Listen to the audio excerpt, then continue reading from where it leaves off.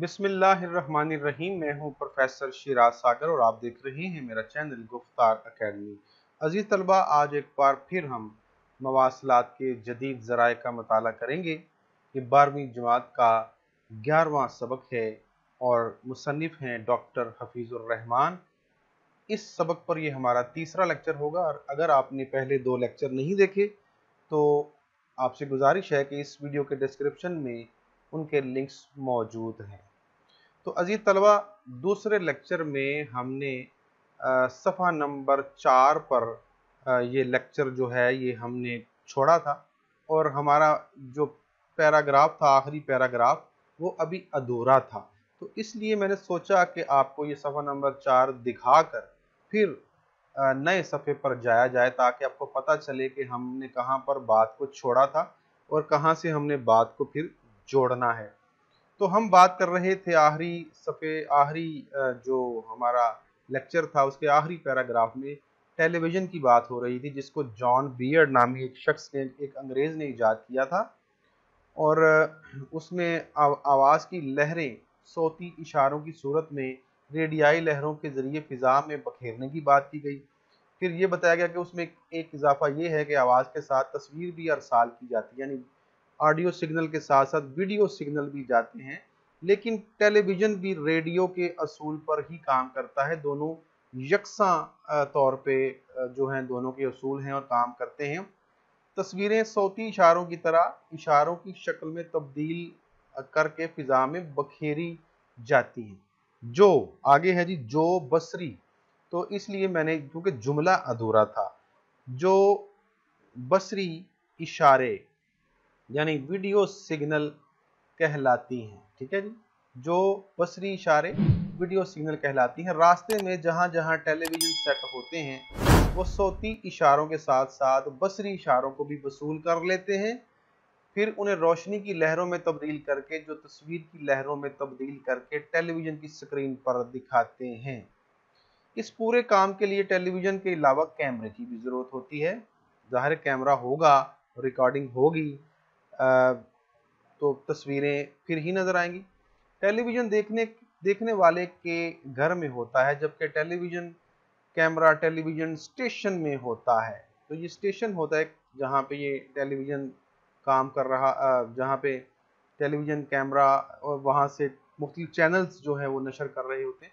Television कैमरे में film की रील या टेप नहीं होता। ठीक है, जैसे पुरानी कैसेटें होती थी, वीडियो कैसेट और ऑडियो कैसेट, तो उसमें एक रील या टेप होती थी। तो इसमें ऐसा कुछ नहीं होता, क्योंकि वो फिल्म बनाने या टेप करने का काम नहीं करता, बल्कि तस्वीरों को बरकी लहरों में तब्दील करने का काम करता है। तो इसका काम रिकॉर्ड करना नहीं, इसका काम तस्वीरों को बरकी लहरों में तब्दील करना है। बरकी लहरों को बिजली के तारों के जरिए टेलीविज़न स्टेशन से बाहर पहुंचाकर एरियल के जरिए फिजा में बसरी इशारों की सूरत में बखेर देता है। जहां जहां टेलीविज़न होता है वो अपने रिसीवर के जरिए इन बसरी इशारों को वसूल करता है, इनको ताकतवर बनाता है, फिर इन इशारों को रोशनी की लहरों में बदल देता है। रोशनी की लहरें तस्वीरों की शक्ल में तब्दील की जाती हैं। उधर सौती इशारे टेलीविज़न के रिसीवर में रेडियो के असूल पर पहुंचते हैं, फिर बैक वक्त यानी एक ही वक्त में तस्वीरें स्क्रीन पर और आवाज़ें टेलीविज़न के लाउड स्पीकर के जरिए दिखाई और सुनाई देती हैं। टेलीफोन रेडियो और टेलीविज़न से भी ज़्यादा पुरानी इजाद है। ठीक है, अब टेलीफोन की बारी आ गई जी। ये भी मवासलात का नहायत अहम जरिया है। इसे रेडियो और टेलीविज़न पर 2 बातों में सबकत हासिल है। सबकत हासिल होना यानी बरतरी हासिल होना या आगे बढ़ जाना। इसके जरिए 2 तरफा पैगाम रसानी हो, यानी एक ही वक्त में आप दोनों तरफ से बात हो सकती है। टीवी पर नहीं हो सकती, रेडियो में नहीं हो सकती, सिर्फ सुन सकते हैं, देख सकते हैं, जबकि टेलीफोन में 2 तरफ गुफ्तगू हो सकती है और वो निजी ज़रूरतों में भी काम आता है, यानी ज़ाती जो ज़रूरत होती है, ज़ाती प्राइवेट गुफ्तगू वगैरह। गुज़िश्ता बरसों में इसे कई तरीकों पर बेहतर बनाया गया है। पहले ये ऑपरेटर का मोहताज था, मगर अब इसमें डायल लगा के इसे खुद कार यानी ऑटोमेटिक बना दिया गया है, अपने तौर पे काम करने वाला। डायरेक्ट डायलिंग यानी बराह रास्त डायलिंग करके अब दूसरे शहरों, दूसरे मुल्कों और दूसरे बर्रे आज़मों से भी गुफ्तगू की जाने लगी है। दूसरे मुल्कों और बर्रे आज़मों से ज़्यादा आसानी के साथ टेलीफोनी राबता कायम करने के लिए गुज़िश्ता बरसों में माइक्रोवेव लिंक्स, ये अंग्रेजी का लफ्ज़ है, माइक्रोवेव, ये नीचे देखिए, वीडियो सिग्नल, डायरेक्ट डायलिंग और ये माइक्रोवेव लिंक्स और मसनूई सैयारे काम में लाए गए हैं। टेलीफोन सेट के साथ कॉर्डलेस सेट का इजाफा भी टेलीफोन की सहूलत में एक अहम इजाफा है। 1984 में मोबाइल टेलीफोन इजाद हो गया। ये जो आजकल हम मोबाइल जो है इस्तेमाल करते हैं, अव्वल अव्वल इसको 1984 में इजाद किया गया, जिसे कार फोन भी कहा जाता है। तो उस वक्त ये साइज में बहुत बड़ा होता था। इससे कार में सफर के दौरान भी नंबर मिला के बात की जा सकती है। इसे कॉर्डलेस की तरक्की याफ्ता शक्ल कहना चाहिए, क्योंकि ये भी टेलीफोन और वायरलेस का इम्तजाज है, यानी दो चीज़ों का जोड़ है, मिली हुई दो चीज़ें जब मिल जाती हैं तो उनसे जो चीज़ मिलकर जो बनती है उसको इम्तजाज कहते हैं। टेलीफोन में मजीद तब्दीलियां लाने पर काम हो रहा है। मौजूदा कोशिशें दो उसूलों पर मबनी हैं। एक ये कि पैगाम रसानी के लिए तांबे की तारों की बजाय बसरी रेशे जी, इसको ये बहुत बारीक रेशे, खास किस्म के बारीक धागों से बने रेशे होते हैं, इसको ऑप्टिक फाइबर भी कहते हैं जी अंग्रेजी में, इस्तेमाल किए जाएं। और दूसरा ये बताता चलूं कि ये मजमून पुराना है, अब ये इस्तेमाल हो रहे हैं। और दूसरा ये कि पैगामात को बरकी लहरों में तब्दील करने के बजाय लेजर की शुआओं में तब्दील कर दिया जाए। उसका फायदा ये होगा कि एक रेशा कई कई हजार टेलीफोन तारों का बदल होगा।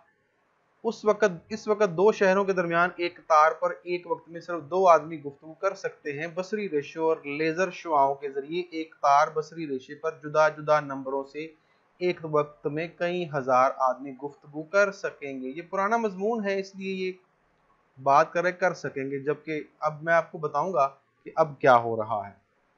तो अहम निकात में सबसे पहले टीवी की बात, टेलीविजन की बात चल रही थी, तो सौती और बसरी इशारों का जिक्र किया जा रहा था। ऑडियो सिग्नल और वीडियो सिग्नल दोनों जो हैं वो पहुंचते हैं, और जिस तरह रेडियो काम करता है जिन उसूलों पर, उन्हीं उसूलों पर टेलीविजन भी काम करता है। लेकिन इसमें कैमरे का इस्तेमाल होता है। कैमरे के ज़रिए जो बसरी रेशे हैं वो पहुंचाए जाते हैं, फ़िज़ा में बखेरे जाते हैं, और इसी तरह फिर रेडियो के असूल पर उनको वसूल भी किया जाता है। तो बहुत ही एक अहम ईजाद थी टेलीविज़न भी, जिसमें आवाज़ के साथ साथ तस्वीरें भी पहुंचाई जाती थीं। ठीक है जी। उसके बाद टेलीफोन का जिक्र इसमें आ गया, बहुत अहम है। टेलीफोन एक अहम ईजाद जो दो तरफा पैगाम रसानी का बड़ा उम्दा जरिया था, और इसमें फिर डायरेक्ट डायलिंग का खुदकार निज़ाम भी मुतारिफ करवाया गया। अच्छा अजीज तलबा, आपको बताता चलूँ, क्योंकि ये दौर हमने बचपन में देखा है। मुझे याद है कि जब हम छोटे थे तो हमारे घरों में भी टेलीफोन हुआ करता था। ये मोबाइल तो उस ज़माने में नहीं था। तो बहुत पहले हमने ये भी देखा कि पहले उसको घुमाकर ऐसे डायल किया जाता था, फिर उस पर नंबर्स वाला टेलीफोन आ गया, और फिर डायरेक्ट आप फिंगर से उसको नंबर को दबा सकते थे। तो ये भी दौर हमने देखा है कि पहले पहल एक्सचेंज होती थी, जहां पर आप पहले कॉल करते थे, फिर वहां पे ऑपरेटर बैठा होता था और उसको कहते थे जी कि हमें पिंडी में या इस्लामाबाद में या लाहौर में फलां नंबर पर बात करनी है। फिर वो आगे उस नंबर पर जो है डायल करता, और फिर उस उनकी लाइन को और हमारे लाइन को जोड़ कर कहता, फिर हमें कॉल बैक आती और ऑपरेटर कहता जी कि अब मैंने उस नंबर से आपका राब्ता जोड़ दिया है, अब आप बात कर सकते हैं, और फिर ऑपरेटर दरमियान से हट जाता। उसका एक ये नुकसान हो सकता था कि ऑपरेटर चाहता तो दो तरफा गुफ्तगू सुन सकता था, वो दरमियान में मौजूद रहता था, लेकिन कानूनी तौर पर उसे इजाज़त नहीं होती थी। लेकिन अगर वो सुन रहा हो तो बाकी दोनों जो हैं वो इस बात का अंदाज़ा नहीं लगा सकते कि ऑपरेटर हमारी गुफ्तगू सुन रहा है या नहीं सुन रहा। तो इस तरह प्राइवेसी नहीं होती थी, जो निजी गुफ्तगू है वो करना ज़रा मुश्किल होता था। और ये कोई बहुत पुरानी बात नहीं है, ये 90 की दहाई की बात कर रहा हूँ मैं, आज से 30 साल पहले की बात कर रहा हूँ मैं, ये कोई पिछली सदी की बात नहीं कर रहा, सिर्फ 30 साल पहले ये होता था। फिर आहिस्ता आहिस्ता ये ऑपरेटर का जो निज़ाम है, ये दरमियान से वो ऑपरेटर को हटा दिया गया, और फिर आप बराह रास्त अपनी मर्जी का नंबर डायल कर सकते थे और बगैर ऑपरेटर के कर सकते थे। और फिर आहिस्ता आहिस्ता इसको तरक्की दी जाती रही। तो टेलीफोन का फ़ायदा ये है कि दो तरफा पैगामात जो हैं वो जो एक दूसरे को पहुंचाए जा सकते हैं और एक ही वक्त में पहुंचाए जा सकते हैं। फिर इसमें जी माइक्रोवेव लिंक्स का जिक्र आ गया कि माइक्रोवेव लिंक्स जो है वो ईजाद हो गए, ये कारकर्दगी को बेहतर बनाने के लिए थे। और और फिर मसनूई सैयारे जो है वो भी काम में लाए गए, और टेलीफोनिक जो जो सहूलत है उसको पहले से ज़्यादा बेहतर तौर पर काम में लाया गया। तो टेलीफोन सेट के साथ कॉर्डलेस सेट का भी इजाफा हुआ। यानी पहले तो टेलीफोन के साथ एक तार मुंसलिक होती थी जो आप कहीं लेकर नहीं जा सकते थे। फिर एक कॉर्डलेस यानी तार के बगैर एक सेट आ गया, कॉर्डलेस सेट उसका नाम उसका होता था। वो भी हमने देखा है, उसका भी इस्तेमाल करके देखा हुआ है। चूंकि आप उस दौर में नहीं थे, आप उसको आप उन आपने वो नहीं देखा होगा, लेकिन हमने उसको देखा है। तो टेलीफोन की सहूलत में एक और इजाफा हो गया। फिर 1984 में जैसा मैंने कहा कि हमारे यहाँ पे 90 की दहाई में भी मोबाइल या कॉर्डलेस कॉर्डलेस था, लेकिन मोबाइल नहीं था। तो मोबाइल ईजाद तो हो गया था 1984 में, लेकिन हमारे यहाँ पाकिस्तान में बहुत ताहीर से पहुंचा है।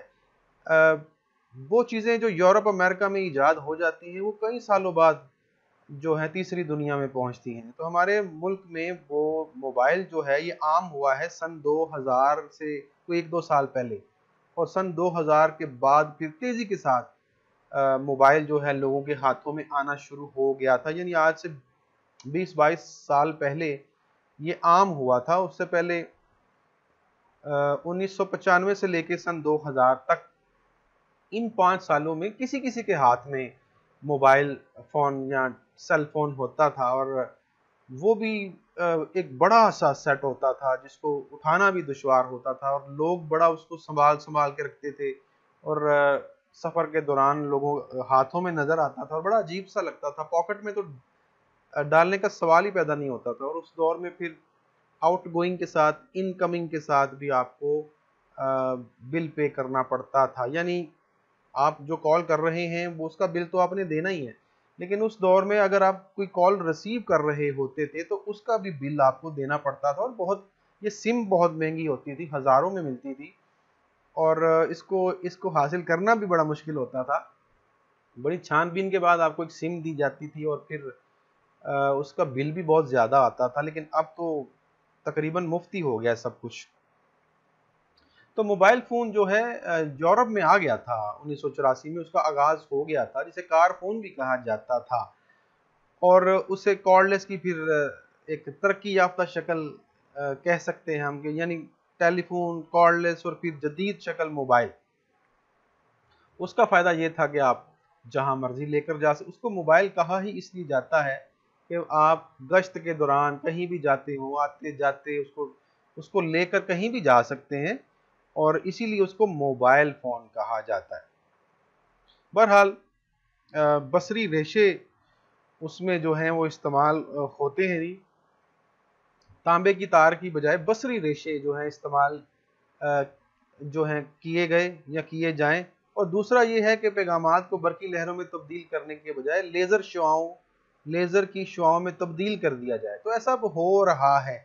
अब मुसन्निफ ने आखिर में बताया है कि मुस्तकबिल करीब में अब तो है दो बंदे आपस में एक लाइन पर बात कर सकते हैं, लेकिन मुस्तकबिल में ये होगा, अब बहुत जल्द ये होने वाला है कि बसरी रेशों की मदद से जुदा जुदा नंबरों पर एक वक्त में कई हजार आदमी गुफ्तगू कर सकेंगे। तो उसने मुस्तकबिल की बात की है, क्योंकि ये मजमून शायद आज से को 35-40 साल पहले लिखा गया है, तो उस दौर में ये चीज़ नहीं थी, लेकिन उन्होंने जो पेशगोई की आज वो ये सब कुछ हो रहा है। अब ये सारा सिलसिला चल रहा है और एक लाइन पर एक आदमी हजारों लोगों से गुफ्तगू कर सकता है।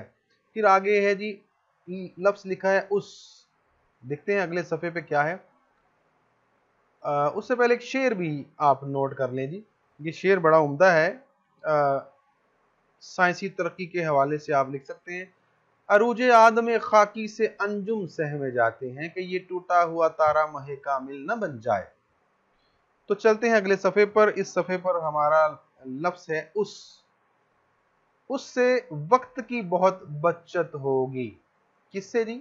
जो उसने बताया बसरी रेशों के इस्तेमाल से। बसरी रेशा जो 1960 की इजाद है, बाल की तरह बारीक रेशा है मगर बहुत मजबूत होता है। कंप्यूटर जो बज़ाहिर हिसाब किताब की मशीन है, एक मवासलाती मशीन भी है, क्योंकि इसके जरिए हिसाब किताब या किसी और किस्म की मालूमात पल भर में दूर से दूर तक पहुंचाई जा सकती है।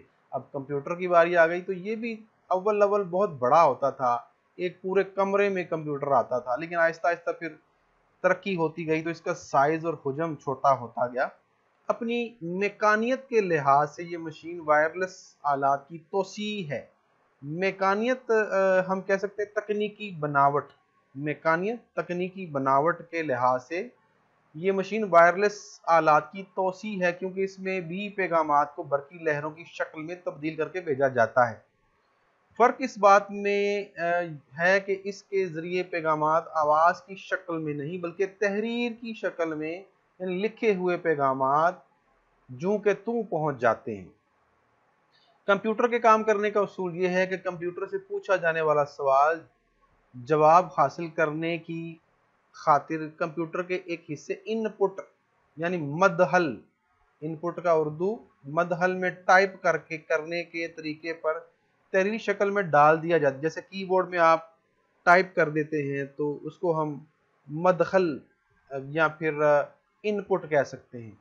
इनपुट में दाखिल होने के बाद वो सवाल बिजली की तारों में तब्दील हो जाता है लहरों की सूरत में। ये कंप्यूटर के प्रोसेसिंग यूनिट में सीपीयू जिसे कह सकते हैं हम पहुंचता है। ये वहां सुराखदार मकनातीसी फीते के जरिए पहुंचता है। प्रोसेसिंग यूनिट भी कई प्रोसेसिंग यूनिट में कई हिस्से होते हैं, जिनमें से एक उसकी मेमोरी है। मेमोरी सवाल सबसे पहले वहां, अब ये जो अल्फाज में इस्तेमाल कर रहा हूं मेरे ख्याल से आप इनसे बखूबी वाकिफ हैं, क्योंकि ये इन चीज़ों को आप लोग खुद भी इस्तेमाल करते हैं और इनके बारे में बताना जो है वो मैं ज़्यादा ज़रूरी नहीं समझता कि मेमोरी क्या होती है। प्रोसेसिंग ये सवाल सबसे पहले वहां पहुंचता है यानी मेमोरी। मेमोरी से उसे प्रोसेसिंग यूनिट के हिसाबी यूनिट में भेजता है, वहां उसका जवाब तैयार होता है और फिर वो कंप्यूटर के आउटपुट मखरज पर नमूदार होता है, यानी मॉनिटर या स्क्रीन पर नमूदार होता है। आउटपुट से उसे मकनातीसी फीते पर या मशीन के स्क्रीन पर या कागज के वर्क पर हासिल किया जा सकता है, यानी प्रिंटर के जरिए आप प्रिंट ले सकते हैं, ये भी कहा जा सकता है। फिर ये टेलीफैक्स का जिक्र आ गया। टेलीफैक्स जिसे फैक्स मशीन कहते हैं, जिसे मुख्तसरन फैक्स कहा जाता है, मवासलात का वो निज़ाम है जो किसी भेजने वाले के ख़त की फ़ोटोकॉपी तैयार करके चंद मिनटों में पाने वाले के हाथ में पहुंचा देता है। ये बहुत ही अहम और बहुत ही मुफीद ईजाद थी जी, फैक्स मशीन। इस मशीन को टेली प्रिंटर या टेलीग्राम पर यह फोकियत हासिल है कि ये भेजने वाले के खत को उसी की अपनी तहरीर में जूं का तूं पहुंचाती है, जबकि टेलीग्राम या टेली प्रिंटर भेजने वाले की तहरीर को अपनी टेली प्रिंटर मशीन के टाइपराइटर टाइप करके पहुंचाते हैं। तो इनमें फ़र्क क्या है जी? टेली प्रिंटर जो है वो क्या काम करता था कि जो आपने भेजा वो उसको अपने अपने तौर पर टाइप करता था और फिर रिसीव करने वाले या वसूल करने वाले के पास वो आपकी तहरीर जो कि तू नहीं पहुंचती थी बल्कि टाइप होकर पहुंचती थी। उसका एक फायदा ये भी है कि अगर खत पाने वाला खत भेजने वाले की तहरीर को पहचानता है तो खत देखकर वो खतनी राय कायम कर सकता है कि ये खत असली है या जाली है। तो फैक्स मशीन में ये होता है कि भेजने वाला जो है उसकी तहरीर जो कि तू खत नहीं कोई पहुंचता, ना वो कागज का टुकड़ा पहुंचता है, बल्कि उसकी कॉपी जैसे फोटो कॉपी होती है वो दुनिया में कहीं भी आपने पहुंचाना हो तो उसकी फोटो कॉपी पहुंच सकती है। टेलीफैक्स की मशीन जसामत में फोटोकॉपी मशीन के बराबर होती है। इसके जरिए पैगाम रसानी के लिए दो मशीनें होनी चाहिए, एक भेजने वाले के पास और दूसरी पाने वाले के पास। भेजने वाला जिस खत को भेजना चाहता है उसे वो फैक्स की मशीन में दाखिल करके पाने वाले की मशीन का नंबर मिलाता है, यानी इसको मुंसलिक किया जाता है टेलीफोन के साथ इस मशीन को। तो आप पहले टेलीफोन से इस इस मशीन के साथ टेलीफोन भी मुंसलिक होता है, तो नंबर डायल करते हैं उस बंदे का और उसको बेल जाती है, उसको बेल सुनाई देती है और आप अपना एक पेज उसके अंदर रखते हैं। जिस तरह एक प्रिंटर होता है उसमें रखा जाता है तो इसमें भी रखा जाता है। फिर क्या होता है कि जब वहां पे बेल होती है तो वो फिर उसको रिसीविंग मोड पे लगाता है, एंटर करता है या उसको रिसीव करने के लिए बटन दबाता है। फिर वो खत आहिस्ता आहिस्ता मशीन के अंदर, यानी जो हमारी अपनी मशीन है जहां हमने अपना पेज या सफर रखा है उसके अंदर दाखिल होता है, होता चला जाता है। उसके हरूफ पहले रोशनी की लहरों में तब्दील होते हैं, फिर रोशनी की लहरें बिजली की लहरों में तब्दील होकर फिजा में बिखर जाती हैं और रेडियाई लहरों के जरिए इशारात सिग्नल्स की शक्ल में दूसरी मशीन तक, हाँ वो हजारों किलोमीटर दूर रखी हो, पहुंच जाती है। तो ये वहां ही क्यों पहुंचती है? उस टेलीफोन नंबर की वजह से जो कि एक महसूस नंबर है। खत के हरूफ को रोशनी की लहरों में तब्दील करने के लिए भेजे जाने वाली फैक्स मशीन के अंदर एक फ्लोरिसेंट बल्ब होता है। ये अंग्रेजी का लफ्ज है जी, यहाँ नीचे लिखा होगा, ये है जी फ्लोरिसेंट बल्ब, जिससे बहुत तेज रोशनी निकलती है। ये रोशनी जब खत पर पड़ती है तो उसके हरूफ, आगे बढ़ने से पहले कुछ निकात में बयान कर दूं तो बसरी रेशों की बात की गई है कि बसरी रेशे आने की वजह से वक्त की बचत हो गई है। अब फौरन इंतजार के बगैर जो है आप अपना पैगाम जो है वो पहुंचा सकते हैं। फिर इसमें कंप्यूटर का जिक्र आ गया जी। कंप्यूटर जो कि हिसाब किताब की मशीन है, उस कंप्यूटर की मदद से भी आप लिखी हुई तहरीर फौरन पहुंचा सकते हैं, या लिख कर या फिर उसी तरीके से आप भेज सकते हैं।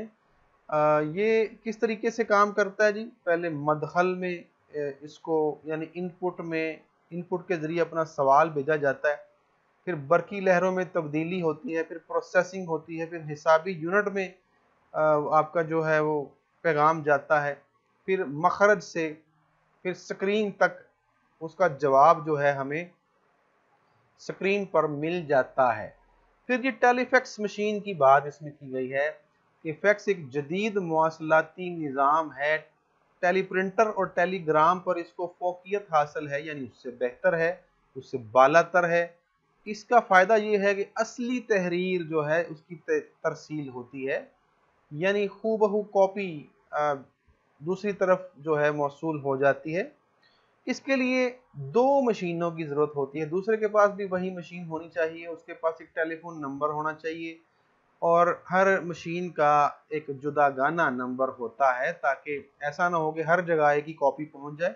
तो जो नंबर आप डायल करेंगे सिर्फ उस नंबर पर या उस नंबर से मुंसलिक जो फैक्स मशीन है वो उसको रिसीव या उसको वसूल करेगी। तो फैक्स मशीन के काम करने का असूल जो है वो भी बताया गया है कि हरूफ की फ्लोरिसेंट बल्ब के जरिए लहरों में तब्दीली होती है और फिर लाइट सेंसर का इस्तेमाल होता है। एक शेर इस हवाले से भी मैं बयान कर दूं, ये कायनात अभी ना तमाम है शायद, क्या रही है दमादम सदाए कुन फयकूं।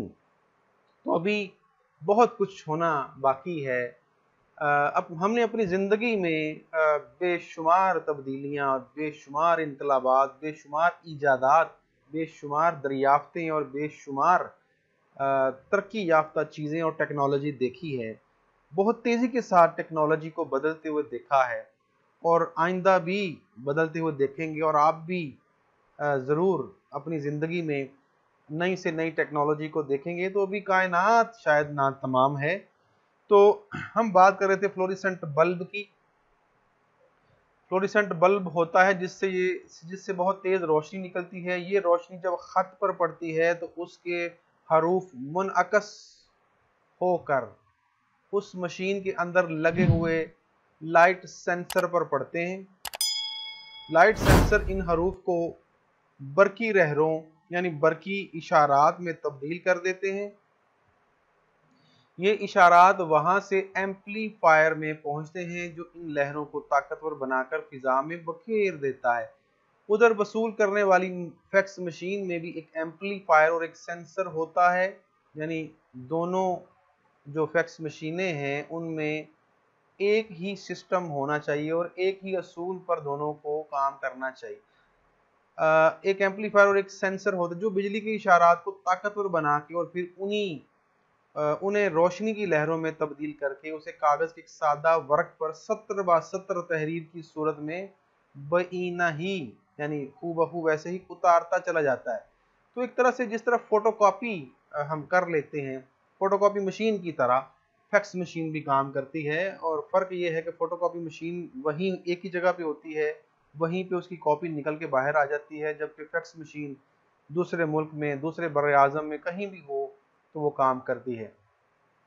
नकल उतारने वाला ये कागज खास किस्म का होता है जिसे थर्मल पेपर, तो ये आम पेपर नहीं होता। अब है जदीद दौर में पेपर भी नया मुख्तलिफ आ गए हैं, आम पेपर भी इस्तेमाल हो जाता है, लेकिन आज से कुछ 20-25-30 साल पहले थर्मल पेपर ही इस्तेमाल होता था, जो खास किस्म का एक रोल सा होता था जो उसके अंदर फिक्स किया जाता था और फिर उस पर प्रिंट हो के पेपर बाहर आता था और उस पर बाज़ औक़ात बाद में जो स्याही होती थी या प्रिंट होता था वो मिट भी जाता था। लेकिन अब जदीद दौर में ये थर्मल पेपर इस्तेमाल नहीं होता। आम A4 जो प्रिंटर में पेपर इस्तेमाल होता है वही इसमें भी इस्तेमाल किया जा सकता है।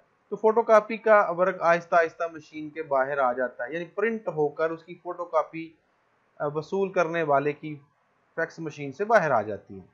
तो ये है जी फैक्स के वसूल करने का तरीका। आखिर में है जी मवासलात के मज़कूरा वाला जदीद ज़राए के मुताबिक, जदीद ज़राए का मुताला करने के बाद आपको अंदाज़ा हो गया होगा कि पहले ज़माने में भेजने वाले का पैगाम कभी सिर्फ तहरीर की सूरत में या कासत की ज़ुबानी पहुंचा करता था, मगर जदीद ज़माने में अब वो इन दोनों तरीक़ों के अलावा खुद अपनी ज़ुबान में और अपनी तहरीर में भी पहुंचने लगा है। अलावा अजीम, पहले इन कामों में वक्त लगता था मगर अब वक्त बिल्कुल नहीं लगता। मुस्तकबिल करीब इससे भी बड़ी खुशखबरी की बशारत दे रहा है कि 21वीं सदी के आते आते मवासलात पर भेजने वाले की तस्वीरें भी दिखाई देने लगेंगी। ये अब ये पुरानी बात लग रही है जी हमें। 21वीं सदी को आए हुए भी 22 साल हो गए। वो इसी वक्त कंप्यूटर में महफूज भी कर ली जाएंगी और एक तार पर एक वक्त में 2 के बजाय हजारों आदमी पैगाम रसानी कर सकेंगे। अल्हम्दुलिल्लाह ये सब अब हो रहा है। तो एम्पलीफायर की बात की गई है जी। बात हो रही थी फैक्स की। एम्पलीफायर से लहरों को ताकतवर बनाया जाता है, रोशनी की लहरों की हरूफ में मुंतकली होती है। फिर थर्मल पेपर का इस्तेमाल होता है, जैसा कि मैंने जिक्र किया था। थर्मल पेपर पर तस्वीर का अक्स हूबहू जो है प्रिंट हो जाता है। फिर मतलूबा मशीन से वर्क का हसूल, यानी जिसको आप भेज रहे हैं उसकी फैक्स मशीन से उस पेपर की कॉपी जो है आप हासिल कर लेते हैं, यानी दूसरा बंदा हासिल कर लेता है। फिर दौरे जदीद में तहरीर के साथ साथ इंसानी आवाज़ में पैगाम पहुंचाना भी मुमकिन हो चुका है और वक्त के आमिल का खात्मा, यानी वक्त नहीं लगता। अब तो मिनटों मिनटों तो क्या, चंद सेकंड में आप अपनी तहरीर, अपनी आवाज़, अपनी अपनी तस्वीर दूसरे तक पहुंचा सकते हैं। फिर 21वीं सदी का इसमें जिक्र आया जी। 21वीं सदी के आते आते फलां हो जाएगा, ये हो जाएगा। तो जैसे मैंने पहले भी बताया था कि मुसन्निफ का ये मजमून खासा पुराना है, हमारे सिलेबस में मौजूद तो है लेकिन ये 30-35-40 साल पुराना मजमून है। उस दौर में ये बातें हैरान कुन लगती होंगी और उन्होंने कुछ पेशगोई जो की है कि ऐसा हो जाएगा। तो 21वीं सदी की आमद तक तस्वीरों की तरसील मुमकिन हो जाएगी। अब अल्हम्दुलिल्लाह ये हो रहा है। 21वीं सदी का मतलब सन 2000 के बाद नई सदी, तो उसके भी 22 साल अब गुजर चुके हैं। फिर तस्वीर कंप्यूटर में महफूज करने की बशारत दी गई जो कि अब वाकई हो रहा है। तस्वीरें कंप्यूटर में महफूज हो जाती हैं, पहले नहीं होती थी। पहले सिर्फ उसको प्रिंट करवाना पड़ता था, नेगेटिव की मदद से, कैमरे भी दूसरे होते थे, रील डाली जाती थी, अब तो उनकी भी ज़रूरत नहीं रही। फिर ये भी बशारत दी गई कि हज़ारों लोग एक ही वक्त में बैक वक्त एक दूसरे के साथ बातचीत कर सकेंगे, एक ही लाइन पर पैगाम रसानी कर लेंगे। तो अब अल्हम्दुलिल्लाह ग्रुप चैट की सूरत में या वीडियो चैट की सूरत में हज़ारों लोग एक दूसरे से बात कर सकते हैं। बल्कि अब तो लेक्चर्स भी ऑनलाइन दिए जाते हैं। बल्कि ये जो मैं टेक्नोलॉजी इस्तेमाल कर रहा हूँ, ये भी जदीद टेक्नोलॉजी ही है, जिसके ज़रिए से मैं रिकॉर्ड कर रहा हूँ, आप तक ये पूरी किताब पहुँचा रहा हूँ। अपनी आवाज़, अपनी तस्वीर, अपने ख़यालात, अपनी तहरीर आप तक पहुँचा रहा हूँ। तो ये भी तो अल्हम्दुलिल्लाह सब कुछ हो रहा है। तो न जाने आइंदा ज़माने में इससे बढ़कर क्या क्या होने वाला है और हम क्या क्या देखेंगे। बहरहाल ये इंसान है जी जो इस कायनात को तस्खीर करता चला जा रहा है। और आज से 100 साल पहले का इंसान अगर आज ज़िंदा कर दिया जाए और उसको ये दिखाया, ये टेक्नोलॉजी दिखाई जाए, कंप्यूटर, मोबाइल, गाड़ियाँ, जहाज़, जहाज़ तो खैर शायद उस ज़माने में भी थे, लेकिन अगर मोबाइल दिखाया जाए, कंप्यूटर दिखाया जाए, इंटरनेट की बात की जाए, या फिर वीडियो चैट की बात की जाए, तो मेरे ख्याल से वो तो, उसके लिए तो ये कोई जादू ही होगा। लेकिन हमारे लिए इसलिए नहीं है कि हम इस दौर में पैदा हुए, आपके लिए तो बिल्कुल भी नहीं है। आपकी उम्र में तो, आपकी जनरेशन जो है वो तो पैदा होते ही उनके हाथों में मोबाइल आ गए। बच्चे तो अब पैदा होते ही उनकी माएँ उनको मोबाइल पकड़ा देती हैं कि लो, अ, इससे खेलो और खामोश हो जाओ। यानी बच्चों को चुप करवाने के लिए भी अब मोबाइल का इस्तेमाल किया जाता है। उसका म्यूज़िक, उसकी वीडियोस, और उसमें कुछ जो गेम्स हैं उनसे बच्चा दिल बहलाता है। तो अजीज़ तलबा, आखिर में दो शेर जो बहुत अहम है इसकी तशरीह के लिए, हैं इसकी ज़द में खला और मावराए खला, ये मुश्त खाक कहाँ खाक में समाई है। तो मुराद है इंसान, और है दिल के लिए मौत मशीनों की हुकूमत, एहसास मुरव्वत को कुचल देते हैं आलात। इसमें कोई शक नहीं है कि जैसे नई टेक्नोलॉजी, नई सहूलियात, नई आसाइशें हमारे दौर में आ चुकी हैं, तो उसका फ़ायदा तो बहुत हुआ है, सहूलियात तो बहुत हैं। इंसान को बेशुमार आसाइशें और सहूलियात मिल चुकी हैं, बहुत आसानियाँ हो चुकी हैं, नक़्ल हमल और पैगाम रसानी बहुत आसान हो गई है। लेकिन उसका एक नुकसान ये हुआ है कि हमारे एहसास मुरव्वत को इन्होंने कुचल दिया है, हमारी आपस की मुलाकातों को ख़त्म कर दिया है, हमें एक दूसरे से दूर कर दिया है। तो मोबाइल की सूरत में होता ये है कि हम लाखों किलोमीटर दूर बैठे हुए लोगों से तो राब्ते में रहते हैं, लेकिन अपने घर में साथ वाले कमरे में हमारे अजीज़ो अकारिब, हमारे बहन भाई, हमारे माँ बाप, वो किस हालत में हैं, वो हम उनका हाल दरियाफ्त नहीं करते, उनसे राब्ता तोड़ देते हैं। तो इन चीज़ों का ख्याल रखिएगा, क्योंकि आप नई जनरेशन, नए दौर में नई टेक्नोलॉजी से इस्तिफ़ादा कर रहे हैं, तो बेशक इनसे इस्तिफ़ादा कीजिए, लेकिन अपने प्यारों से दूर ना हो जाइए।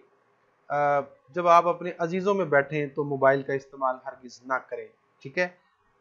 इसके साथ ही आज का लेक्चर, तीसरा और आखिरी लेक्चर इस सबक पर जो है ख़त्म हुआ। उम्मीद है कि ये 3 लेक्चर भी आपके लिए काफ़ी कारआमद साबित हुए होंगे। अपनी दुआओं में याद रखा करें। अब तक के लिए इतना ही, मुझे इजाज़त दीजिए। अल्लाह हाफ़िज़।